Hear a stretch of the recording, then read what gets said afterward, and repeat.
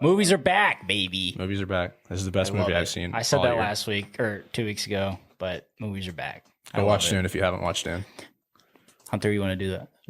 Yeah, bye. There it is.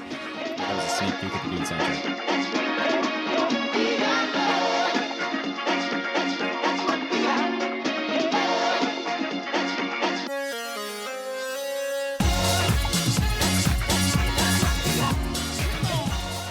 Hello, everybody, and welcome back to the PodRats Movie Show. I'm Brayden. Today we got Alex, Christian, and Hunter. Alex, do we got any movie news today? We do have movie news today. Let's go! So we're going to start it off. More Marvel news. Paul Rudd is hyping the arrival of Jonathan Majors as Kang the Conqueror in Ant-Man 3. Ant-Man 3. Yeah, so this is going to be following Loki, actually. The TV show? The TV show. The Deviants were released. This is spoilers for Loki, by the way. I'm sorry, guys. If you haven't seen Loki by now, I think it's okay. Yeah. But yeah, he's really excited to have Jonathan Majors on set. Thinks he's going to make a great Kang the Conqueror, which should also tie into the new Eternals movie, I think. What's Ant-Man going to do against Kang the Conqueror? That's a good question. I think it's cute that Paul Rudd loves being Ant-Man so much. He's going to crawl in his ear, bro. Who knows? What do you mean? Yeah, he can crawl in any orifice. They're going to have that's the Thanos theory again. Yeah, you can crawl anywhere. So The Thanos theory. The canon Thanos theory. The you talking Thanos about hypothesis. the one where Ant-Man climbed up his butthole? Yeah, and then expanded. inside. You don't Yeah. remember that in Endgame, man? You must have not been in the theater. They finally killed Thanos. So when is Ant-Man 3 supposed to come out? I feel like I heard about Ant-Man 3, but like years ago. Yeah, it's coming out in 2023. Okay, so we're going to be pretty far into this next stage of Marvel movies. Yeah, so this is in phase 4. Stay tuned for podcast episode 400 for Ant-Man 3. So I doubt that if Kang the Conqueror is not going to, or if he's going to be the villain in Ant-Man 3, then I don't think he'll be in Eternals. I feel like that's too soon. Because like he's people would forget about it by then. Yeah, he's part of the multiverse thing too, like how everything's going to fall apart because of what happened in Loki. So I don't think he'll be in Ant-Man, or he'll be in Ant-Man 3. I don't think he's going to be in Eternals. I doubt Paul Rudd. There's no way he's in Ant-Man 3. Eternals early reviews have critics divided. I did see Yeah, this. I saw that. I Yeah. did see this. So Sadly. a lot of people say that, that apparently adding Chloe Zhao made it really like interesting. They said it's adding a new perspective to the Marvel universe, but the runtime and complicated storytelling is making it a little bit more complicated than the previous movies. So runtime mean like it's long? Yeah, it's long. Mm-hmm. Yeah. I saw that it was like It's like 70 50 something for Metacritic right now. I know that. It was like at a 70 something percent on Rotten Tomatoes with like 70 reviews. Dude, and everyone loves Marvel movies too. sad. So the fact that that's bombing like that, Yeah, 72% with 39 critic reviews. you'd think with that cast that it would And be with a Chloe Zhao. banger. Well, unless she didn't do a typical Marvel movie. Yeah, That would be that's- the only that's- thing. That's what they're saying, is that this one is a big departure from the normal Marvel movies. There is a sex scene. There is. Yes. Maybe that's why they don't like it. She had to explain what sex was. Give a full description. When two people love each other very much. That was Both awesome. physically and mentally. Is that Yeah, what it was? yeah, I think That was so. our quote. I think so. Oh my god. I don't know. When you say it's like a big departure from other Marvel movies, that doesn't immediately make me hate it. That also, I'm that more doesn't immediately make interested. it bad. I'm more interested No, in it. I'm Exactly. I'm ever since I saw the trailer for this movie, I've been really excited for it. Me too. I think I'm it really looks excited good. for Eternals. And I mean, the cast alone, bringing in the two Stark brothers from Game of Thrones. True. I think there's like it's too hyped up to be bad, but I could see how it could be complicated. But I'm excited for it still. Yeah, it'll be interesting. Richard Madden, aka Homelander Jr. Is I he hope in not. Jeez. What? it? Is Oh, you mean? Oh, okay. I get it. With the laser eyes? Yeah, I get it. Okay. Okay. I see, yeah. Thanks, All right, guys. all right. Good joke, man. Thanks. All right. Sorry, took me a second. The boys reference, by the way. All right. On to the next piece of news. Wes Anderson's new movie, The French Dispatch, sets a pandemic era record average. So it averaged 25 grand per cinema at only 52 cinemas in 14 U.S. markets. So this was a limited release, but it set box office at the theaters that it was released in. That's fucking confusing. You know What when like you watch an NFL game and they say so and so has the record for the most yards on a Tuesday night at 8:30. Yes. Yeah. That's what this sounds like. This person just really likes Wes Anderson, and they really wanted Wes Anderson to have something positive about this opening. Yeah. So before this, so it's they're comparing it to Venom, Let There Be Carnage, and Black Widow, and this got 4,000 Good more company. per location. Yeah, per location than Venom, and around 5 to 6 grand more than Black Widow. So That is kind of impressive. So Yeah. extrapolate it, and the theory would be if it was in more theaters, Yeah. it'd make a lot of money. yeah, it'd be better than Venom. Although I'm not sure that I agree with that because like the French Dispatch, I mean, I don't think it would make more than Venom. yeah, it No doesn't way. seem to have as much curb appeal. It's not. I'm action also crazy. surprised it's not in more theaters though, because like Wes Anderson's a mainstream name now. Yeah. You know, Mhm. like if From you attach Isle his of name to a Dogs and- movie, I feel like it does pretty well. I think it might just be the company of what's in theaters right now too. True. Because you've got Dune and Yeah, because they would have been Carnage opening and against Dune, Yeah. Halloween Kills. which I guess they and- did. But They did, which is a mistake. Yeah. Honestly, nothing should have. I mean, this last quarter of 2021 is pretty tough Yeah. for movies, just because there's so many big ones. I mean, Ron's Gone Wrong shouldn't have released with Dune. Ron's so. gone wrong. Yeah, blowing Dune out of the water. Man. Sorry, Dune. Move aside, Dennis. You've got a new king, Ron. All right. And then we have some sad news to end movie news today, but I feel like this is important to touch on Should have because started with the sad I news. know, but this is it was a pretty big event that happened recently, the Alec Baldwin shooting tragedy.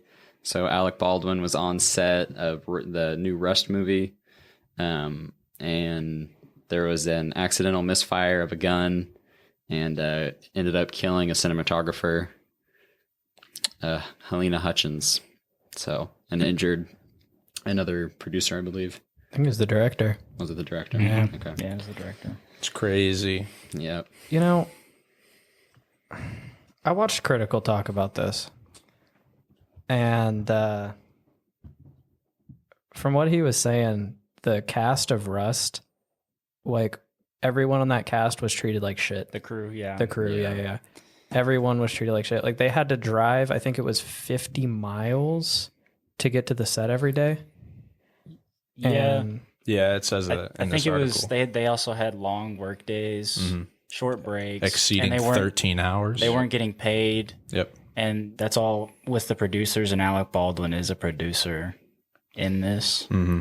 and Yeah. so I'm pretty sure the day that the accident happened, people had walked out the day before, damn. and so they had non-union workers coming in, Right. and something happened where someone didn't check the gun or check the prop. Well, when you have non-union workers coming in and taking over because you treat your cast like shit and they walked out, like that's like a recipe for disaster. Like something bad is going to happen there. Right. This So- article says that there were at least 2 accidental gun discharges on the set Yeah. days yeah, I before heard the about fatal that. shooting. See, this is what got me because they went to a supervisor too, and they told the safety supervisor there was a complaint filed about this. That is crazy. Yeah, that was what kind of stood out to me the most was the negligence of this had happened before. Yeah. and then they let it happen again. Like, That's crazy, man. yeah, it was a lot of negligence. I mean, I feel horrible for Alec Baldwin. I mean, nobody wants to be in his shoes right now. Man, I and just- you know what pisses me off too is, I mean, it's the picture on this article, Yeah. but this picture that spread everywhere, literally right after this happens, and this photographer takes the picture of Alec Baldwin in the parking lot grieving. making a phone call because he just accidentally killed somebody. This is terrible. Like, how is this okay? Isn't this terrible?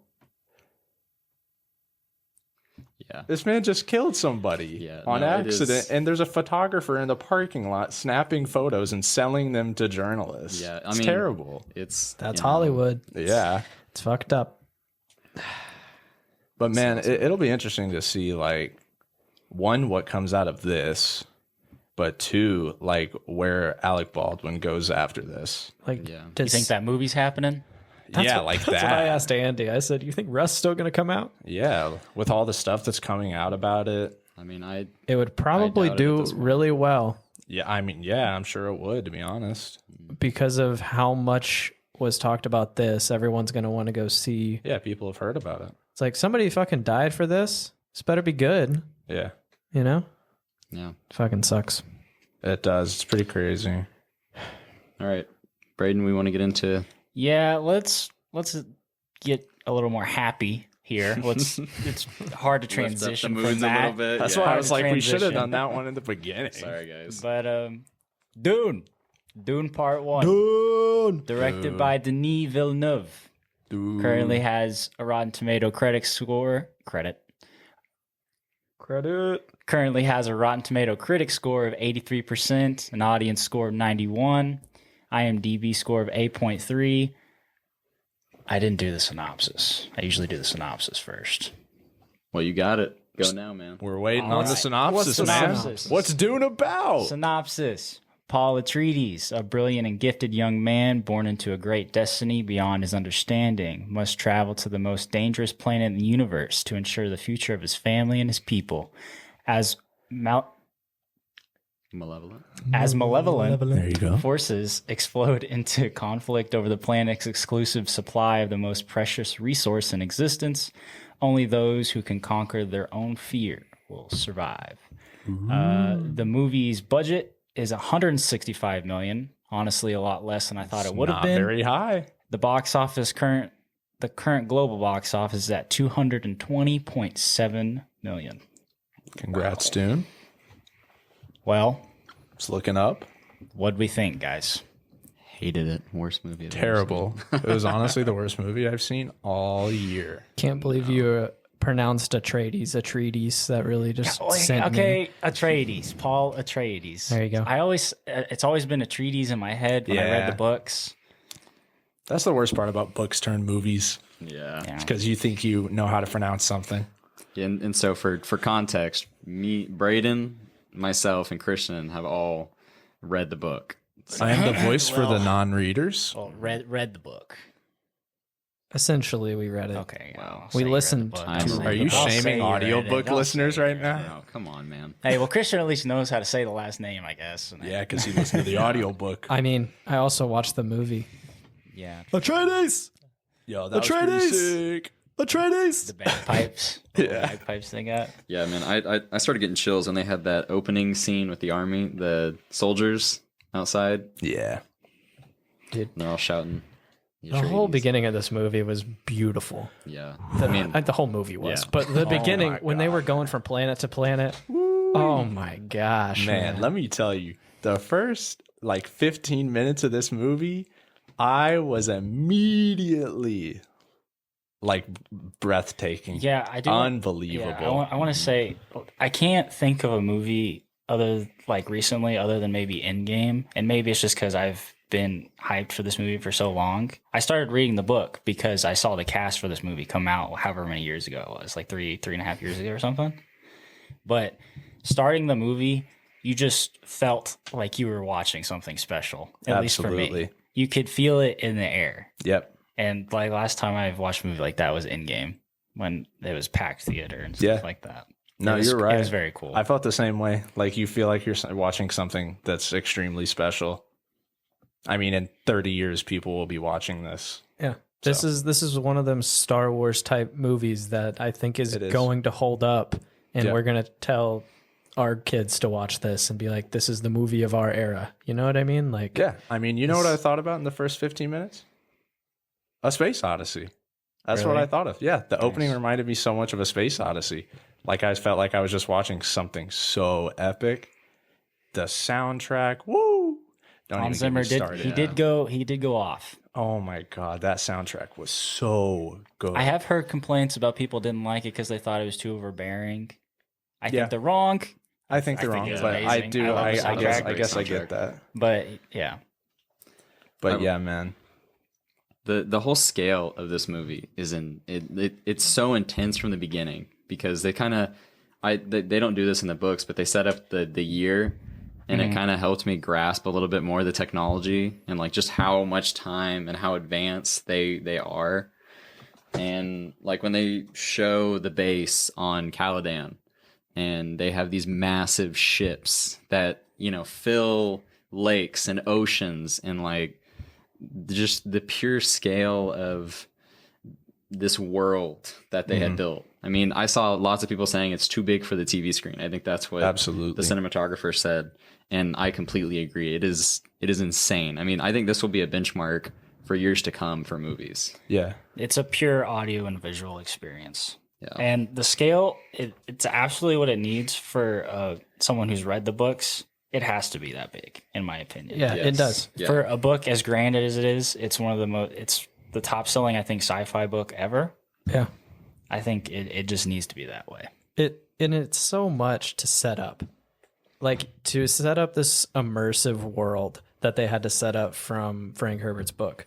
Like he spent like the first, I don't even know how many hours, probably 8 to 10 hours of the book setting up this world and letting you like get immersed in these characters and these different houses. And Dennis did this shit in the first 30 minutes. It was first 30 for first third of the movie or something. Yeah, And something like I felt like it was done perfectly. that. Like Yeah, Hunter, how do you feel about this? Not because we knew everything coming in. How'd you feel about the exposition? Yeah. Did you think it was enough for you to understand? So obviously, like coming into this, I've been super excited for Dune, but since I hadn't read anything about it, I barely knew anything about it besides spice and that it was important. The spice must flow. And yeah, I saw a bunch of the early critic reviews were talking about how they felt like the exposition wasn't necessarily that strong and that they felt like they just didn't know anything that was happening. And I didn't feel like that really ever, to be honest. Like there's obviously a lot of parts where if you had context, it would be probably a lot more meaningful. But there wasn't like one point in the entire movie, literally, that I felt that I was lost or like I didn't know people's names, stuff like that. Like the only stuff where I feel like maybe I missed out was like with Stellan Skarsgård character, Vladimir, the Baron, was that his Baron name? Harkonnen. Yeah. Like obviously that's a very big guy, I'm sure, in the book. Which way? You mean Both, big? Okay, both okay. physically and in terms of power. And like they do a great job. Like when he's on screen, he has such a commanding presence, as Stellan Skarsgård usually does. He's perfect for that. Yeah, I think. but like obviously when he's on screen, I know he's somebody that's extremely special. But I mean, it's kind of hard to give why he's special, why he's so powerful in the Dune universe and politics, without having that hundreds and hundreds of pages of backstory and, you know. But that was really the only, and I mean, even without that, you know, you can still grasp what is happening. But that was really the only part where I was like, I feel like I should know more about this guy.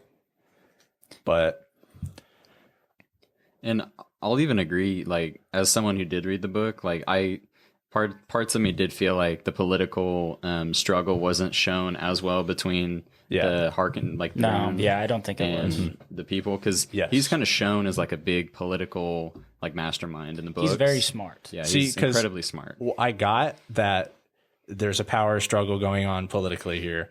And this man doesn't like House Atreides because they're becoming too powerful. Is that correct? They're a family that's feuded for years and years Yeah. and years. So like I got that, but like I was kind of putting those pieces together in my head, and I was like, I would second guess myself, and I was like, I wonder if this is actually why, you know, they're doing this, because like spoilers, when like the Baron sends that, was it the Imperial?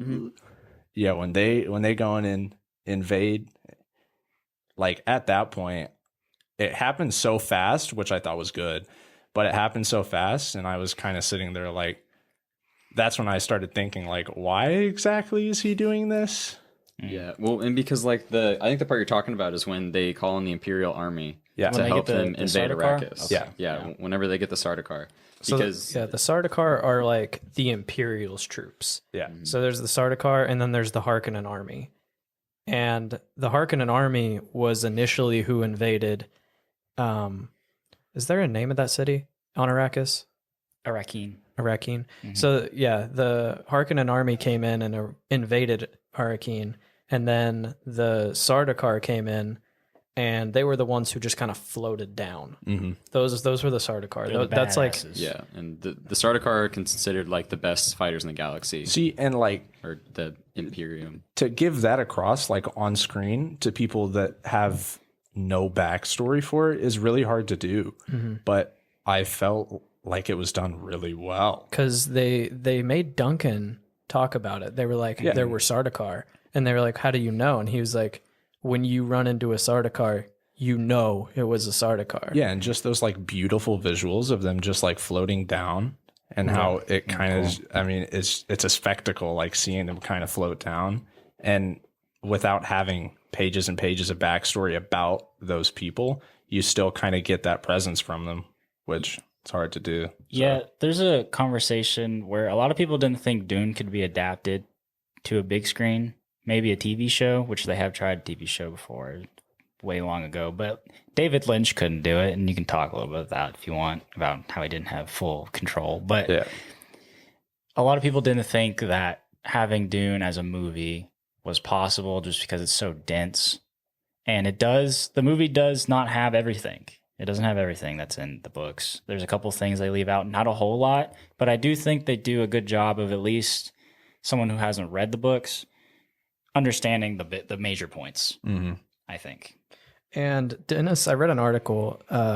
They interviewed Denis Villeneuve, sorry, the director. They interviewed him and just asked him about the big differences between the movie and the book and kind of why he did things the way he did. And one of the big things he said was he wanted this movie to really follow Paul and Jessica more than anything. He's like, he really took that from the book and pretty much put it on the big screen. And there wasn't a whole lot of the Harkonnens in this movie. There was not. And in the book, there's a big part of the Baron and Piter. And I don't even know if it mentions Piter much in this movie. He doesn't get a whole lot of screen time. I didn't know his name. Unfortunately. He never... Didn't know he had a name. Yeah, so Thurfir, Howitt, and Piter are Mentats. And Mentats are basically like people who can do probability calculations in like 2 human seconds. computers. Yeah, and like they do a good job of explaining that too, When he without calculates explaining the it. cost His at eyes the are behind beginning. his head. And Yeah. it's a little creepy for a second. Yeah. So basically, Piter was the Baron's Mentat. And they have lots of conversations in the book about why they do the things they do in this moment. All their scheming. Yeah, like the whole plot is kind of done. And Dennis said in this article that he's saving all the Harkonnen stuff for part 2. Yeah, I saw They that. do. I do think, even in the book, I think they do have a little bit more in the back half. Yeah, But definitely. Because I remember in the book when Leto does die, I remember I texted you, and I remember thinking at that point, I was like, there really hasn't been many chapters that were about the Baron. I'm definitely glad that they're making the second part of this over the Baron, because I think this was a great intro, because this is the movie that made me like Timothy Chalamet. I went into this movie absolutely. I had a hatred for Timothy Chalamet, man. I hated him, but coming out of this movie, he played that role so. I think he's a perfect well. Paul. Yeah, He is. I honestly do. I truly do. Like, because especially the way he starts this movie, because Paul's supposed to be like this little boy, and then he takes on the role of the what's the word, Brayden? Duke? No, the Duke, but also the Kwisatz yeah, Haderach? Kwisatz Haderach. All right. Yeah. Now you're getting a little The deep into Muad'Dib. Yeah. So he's supposed to be the glossary savior. of terms. Right. Yeah. Well, you know. The chosen one. Yeah. The special guy. Yes, the and special I think guy. they did a great, like he did such a good job when he finds that realization, and you see the fear in Jessica's eyes of watching him turn into the Kwisatz Haderach, this messiah that he's supposed to be for Arrakis, and it's like, man, I came out of this movie loving Timothée Chalamet, man. It was so nice. I also think he's perfect because I think a lot of people, the complaints that people have about Timmy are exactly what Paul is. Yeah. True. He's Absolutely. Paul. True. Yeah, he's 15, but he's never in the books. Like he never had any kids as friends. They're all it's Duncan Idaho and it's Gurney Halleck and it's Thurfir Hawat. He's a moody 15-year-old. That is Timothée Chalamet. Yeah, he's a moody little most of his Tumblr boy. roles. Yeah. That's all he is, and I think Timmy's really good for that. Another thing I liked that they did in the movie that they didn't do in the book was the hand gestures between Paul and Jessica. Yeah. Do they not have the sign language? There was I no thought they sign did. language No, in the book. they talked some way though. It was just, I think it was just eye communication. Yeah, But- they just knew Yeah. that there was some like telepathy going on there. Because in the book, you just hear their minds. Like, you just Jessica. hear their thoughts. Okay. But in the movie, I think one of the ways Dennis wanted to portray this was instead of them just looking at each other, like he created a language between them that was nonverbal. Yeah. And I think that was really cool. And one of my favorite parts of the movie was how they communicated. It came in pretty useful in a few situations. It did. Also, the voice, the way they used the Benny Gesserit voices. I was very curious how they'd show that. It was so good. It was scary, man. It was was. scary. It made you There were a few jump scares with it, which was cool. it made you understand why when a Benny Gesserit uses that voice on you, you have to follow it. Like if somebody did that shit to me, I'm doing whatever the fuck they say. I didn't. Yeah. Oof. Yeah. It's very like they do a good job making it commanding and like bold in the movie. Very witch-like for sure. Yes. For sure. They did the costume design in this movie is really good Dude, too. oh my god. I loved Yeah, it. It was for, so for, the, good. for the Benny Gesserits especially, because in the Yeah. books they always refer to them as witches, and I never understood it because I never imagined Jessica like this because they always talk about her as being very regal and like woman-like. Yeah. And so when they show her, what's the actress's name? Rebecca Ferguson. Rebecca Ferguson. She did that was a great actor for this role, and the way that they dressed all the Benny Gesserits and like the all black with the veils over their faces, and it was really eerie. But I was great. nerding out over the costumes in this movie. Yeah. Within like the first 30 minutes. And like the still suits, I thought the still suits were done great. Was there anything that you guys wanted more of? Dave Bautista. He's coming. But I guess he's coming. Part but, two. Man, let me tell you, Dave Bautista, we don't get to see Dave Bautista play serious roles. And Denis Villeneuve's movies you do. And he was so serious in this, and it was so great. I loved it. There's that one scene when he's with the Baron when he was going to talk to him at the very beginning, and Dave Bautista yells.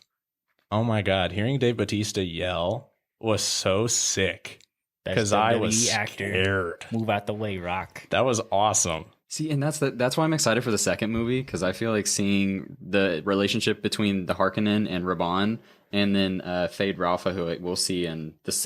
Yeah, the Hunter doesn't upcoming know who one. that is. Yeah, See, I was Spoilers. confused as to who Raban was because they never said his name. I don't think you just know that he's the Baron's nephew He calls him nephew in the movie I because he believe. calls him uncle Yeah, and the Baron calls him nephew. I mean, So, looking like- at this cast list, there's like a third of these people that I did not know had names. Yeah. And I mean, Dr. Yui, who's the guy who literally betrayed the Atreides, he's in like 3 scenes. yeah, Yeah. he's the But- catalyst for all this. Yeah, Yeah. in the book he's given a lot more time to develop. And Yeah, because you barely knew him in the movie. I feel like in the movie it's kind of just out of nowhere that he betrays them. And in the book, the Atreides, Fuck you. I got it. Atreides. God, Atreides. Did you just try to make Atreides. fun of Christian? But then No, you I was pronounced trying to it say, hey, I said it right. That's all I was doing. And you said it wrong. I guess I said it wrong. But they, in the book, they know that there's a mole. They know there's a traitor. Yeah. And so they kind of seem a little bit smarter that way. I don't think they ever say that in the movie, I don't believe. I mean, the only thing Leto said in one scene to the security guy, What do you say? the guy who was in charge of security. I don't, It was Thufir. yeah, he wow. said if you want to do something, you can go try and catch some traitors. Or spies? That was the only or spies. Yeah. That was the only thing he mentioned about it. It's But- because Thufir came in there and was literally he was ready to resign because he Yeah. let that hunter seeker slip by. Right. Yeah.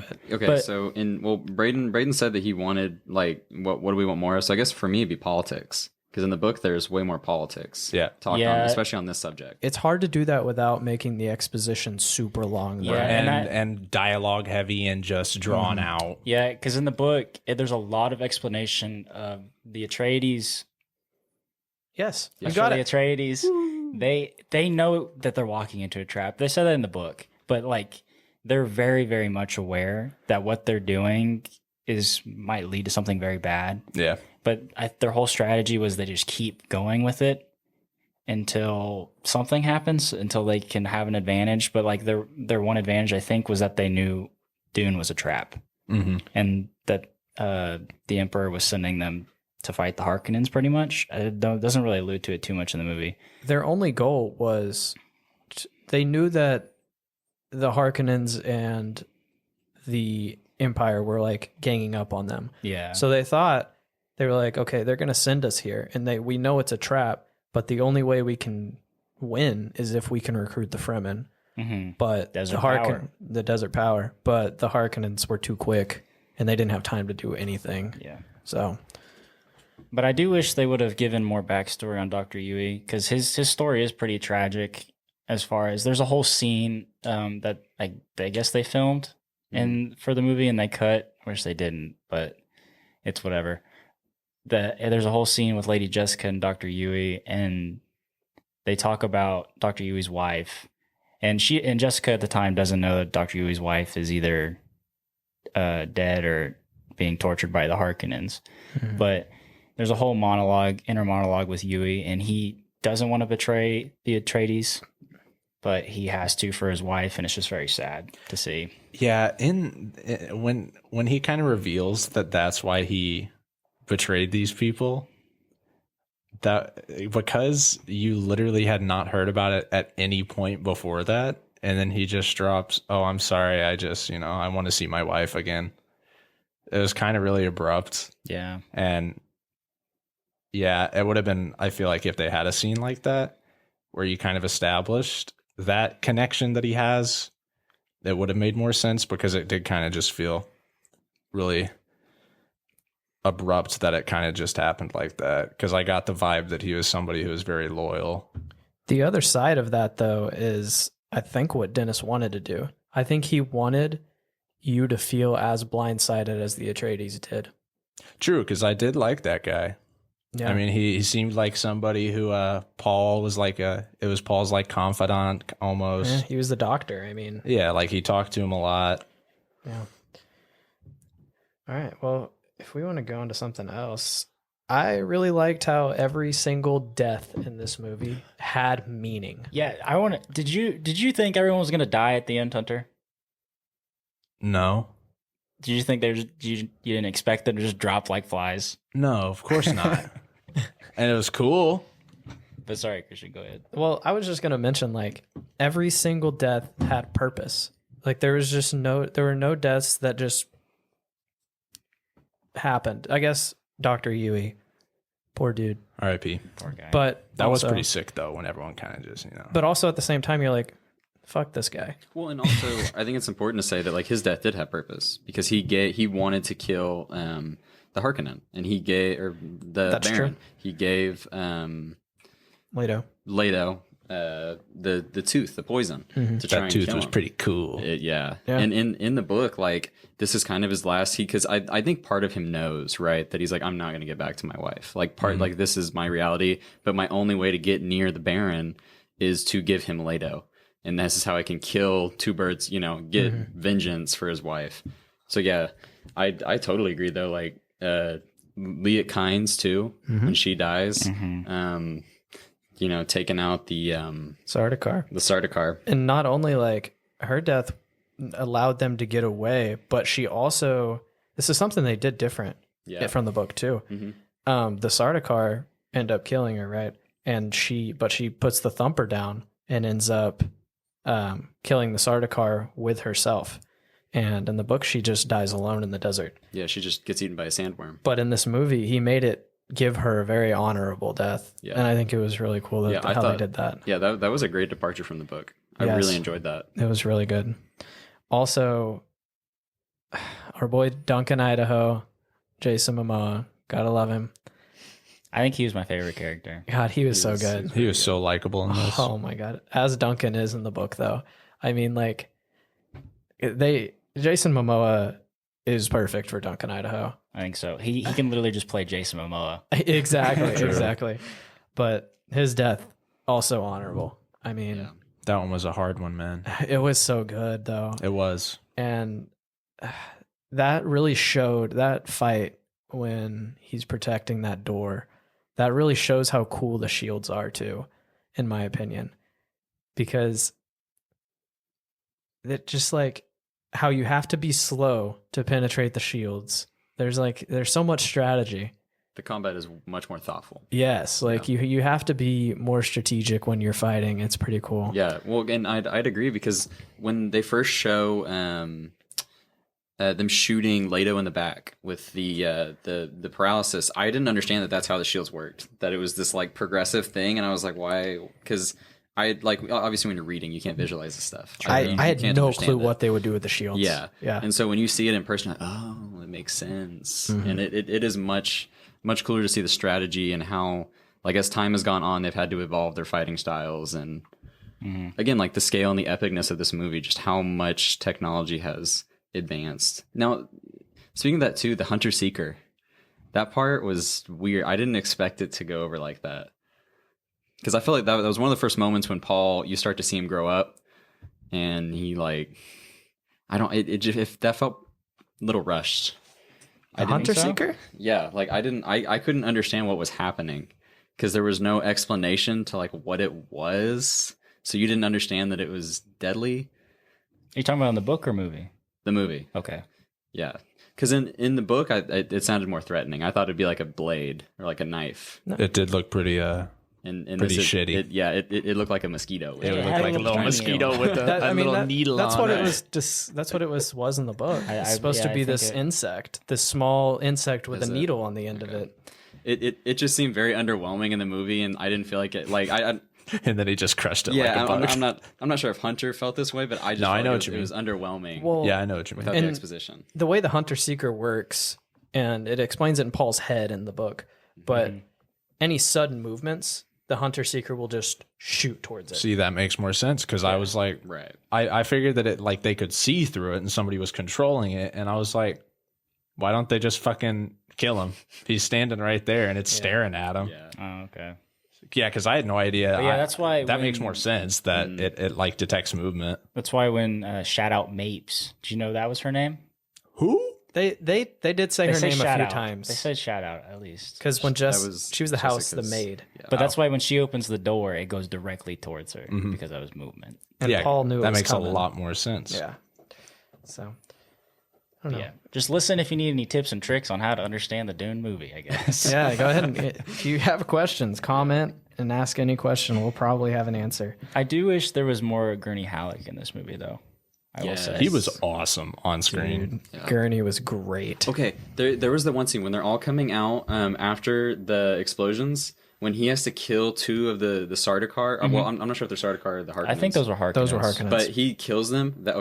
That was the only fight scene that felt extremely underwhelming because he's like in shorts You were shorts. you were in shorts expecting and a something t-shirt. badass, huh? Yeah, He he just like he just kills them. Yeah, he You're like, did. oh, okay. He did. It's these two, Imperial soldiers. You're like, oh, And two swift little pokes, yeah, it's and like, they're done. choo-choo. And they were out. That was probably the only fight scene that I really felt like didn't have impact. Like I noticed it. It kinda Yeah, took me I out of the movie did. for I a did second. too. I did Yeah. too when I first And watched it. it made me sad. But besides that, yeah, no, I thought Gurney Halleck did a great job in this movie. Spoiler alert. Did you see him die, Hunter? I figured he did die. I don't think Okay, I saw well, him die. anyway, I wish that there was more Gurney Halleck in this movie because I think, other than Leto, I'm pretty sure in the book, at least to me, how I saw it, is Gurney is the father figure for Yeah, Paul. absolutely. But I feel more so in the movie, it's more Duncan Idaho. Yeah. I got big brother vibes from Duncan, and I got he does dad say my vibes. boy all That's the time, fair, so yeah. I don't know. I got dad vibes from Gurney. Like that scene when they were training.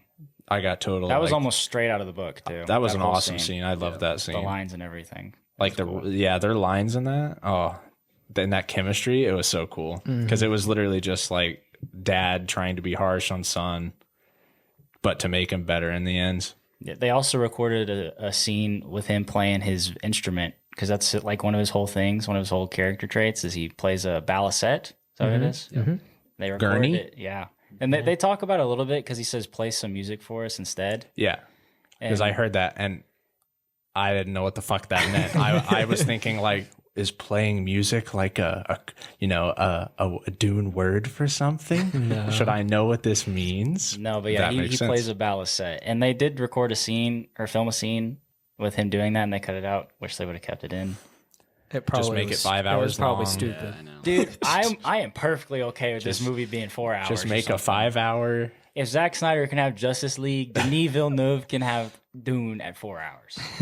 I mean, when this movie ended, I was like, man, I wish it would just go for another 3 hours because like I didn't want it to end. I just wanted it to keep going. It was awesome. It does end a bit abrupt, I think. It did, but I thought the ending was good. I liked the ending, and I mean, What did you think of the fight with Jameis?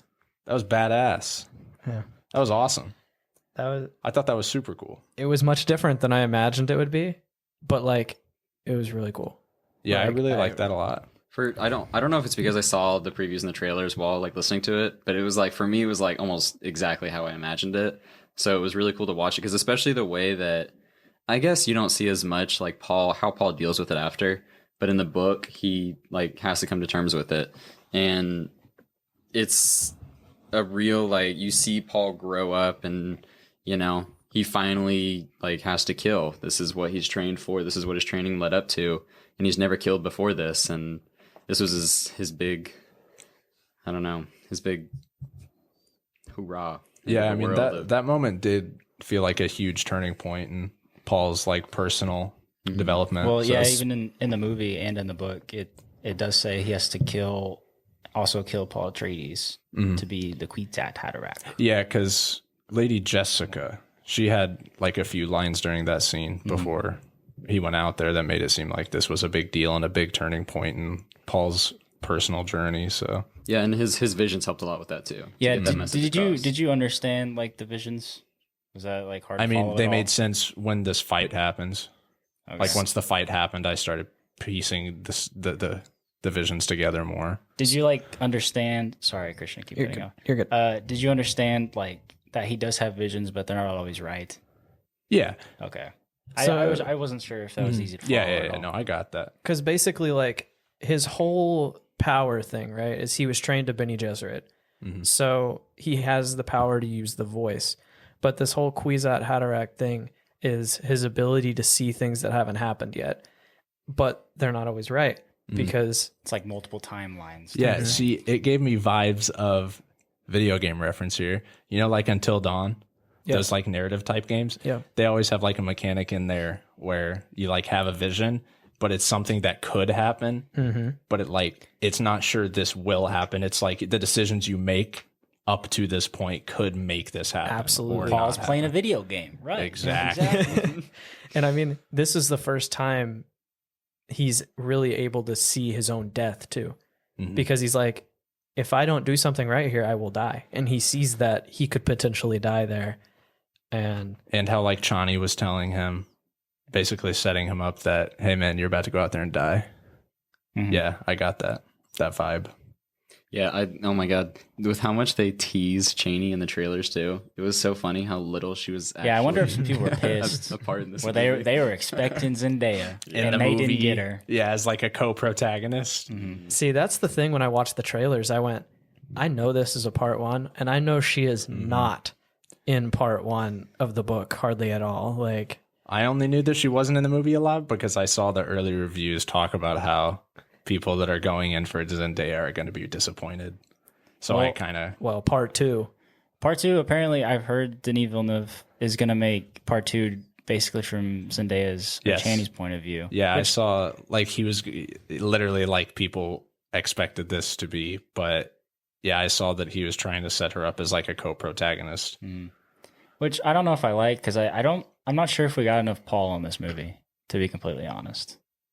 I don't know if you guys feel the same, but Yeah, just because like especially like you didn't see him. I didn't feel like I saw him become the Kwisatz Haderach enough. Like in the book, and I talked about this after the movie. I felt like at the point after he fights, or at the point where he fights Jameis, I felt like he was like a badass. Like at that point, he was like this seasoned fighter. He was like coming into this role right as the Messiah, and he was learning, the way of the land, and like knew. He started having these visions and knew things that he shouldn't have known, and they show it a little bit. I think they did a good job of like all of a sudden he's like getting knowledge that he shouldn't have, right? But he's like a seasoned fighter, and he like is this huge, like this Messiah type role Figure, in the book, and they didn't do it as well in the movie, but well, even before then, even leading up to that, and it's not entirely the movie's fault because they do have to set everything up, and that's the hard part about having a movie versus a book. But I feel like we weren't given enough time to spend with Paul. But yeah, there's only so much you can do when you have to set up a world and see his within personality. 2.5 hours. Yeah, like you didn't get to see Paul as much as you just saw. It's a hard Because you got to move the story forward. Yeah. And that's hard to do when you're in someone's thoughts for a certain amount of time. So I found a plot hole. What? Let's hear it. Is this a book plot hole that ties into the movie? Yes. Okay. Well, it is a movie plot hole not a plot hole necessarily, but so it's a random scene with Jessica and Paul in the desert, right? They are starting to get thirsty. They're taking a break. Both of them take their backpack off, right? And they sit down and take a break. Okay. The next scene, Paul has a backpack on. Jessica does not. And they're hiking up the mountain. Now in the book, Jessica loses her backpack in the sand on their hike up. And it's a big deal to try to get it out of the sand because it sinks really far.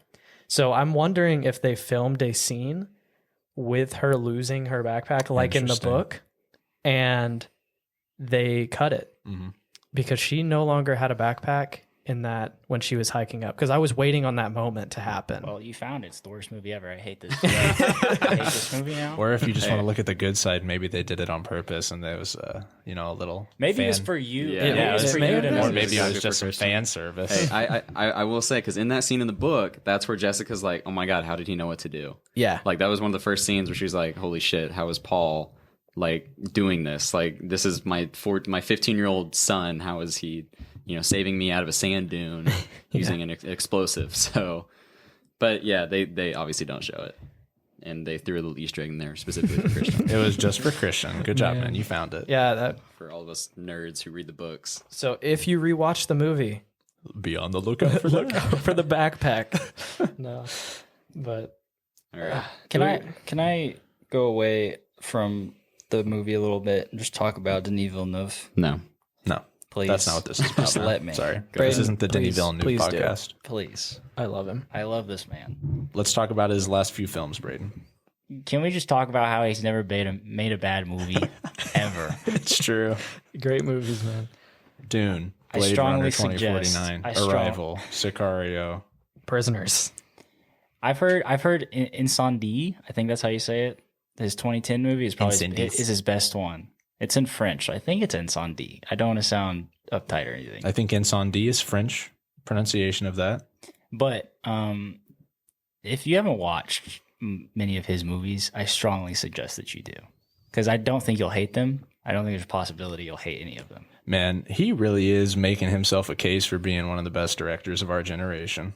I think he already is. I mean, he is, but but- he's going further and further because he keeps making movies and they keep being fucking good. I think this Christopher movie- Nolan can move the fuck out the way, I think. This movie, I think, puts the nail in the coffin. Oh, just wait till part 2 comes out. I I know, think part I 2 know. will be even better than this. It will be. It's gonna be so good, guys.